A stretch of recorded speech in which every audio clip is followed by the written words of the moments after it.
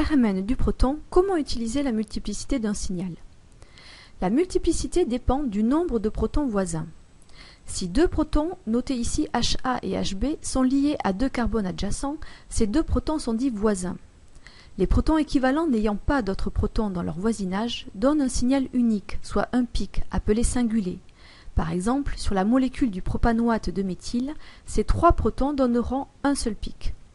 Lorsque des groupes de protons équivalents sont voisins, leur influence mutuelle modifie le signal qui apparaît sous forme d'un multiplé, pic très rapproché constituant un massif. Sur notre exemple, ces deux groupes de protons équivalents donneront lieu à deux multiplés.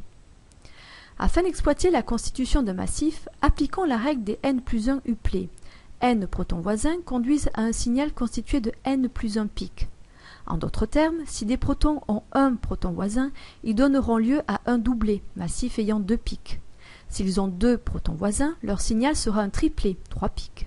Ou s'ils ont trois protons voisins, ils donneront lieu à un quadruplé constitué de 4 pics, et ainsi de suite. Prenons par exemple le spectre du propanoate de méthyle.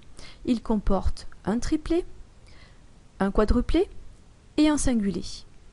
Sur la molécule, ces trois protons équivalents n'ont pas de voisins. Ils donneront donc ce singulier. Ces deux protons équivalents ont trois voisins. Ils sont à l'origine du quadruplé. Enfin, ces trois protons équivalents ont deux voisins. Ils donnent comme signal ce triplé. Autre exemple avec la butanone.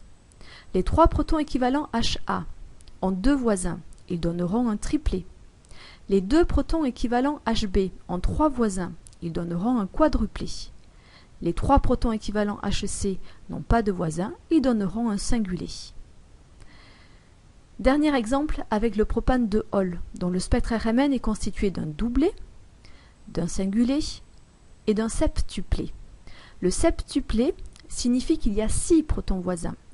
Le doublé signifie qu'il y a un seul voisin et le singulier nous permet d'identifier le proton porté par l'oxygène du groupe hydroxyle n'ayant pas de proton voisin. Nous en déduisons que c'est le proton H atouré en vert ayant 6 voisins qui donne lieu au septuplé et que ces 6 protons équivalents entourés en bleu ayant un voisin donnent lieu au doublé.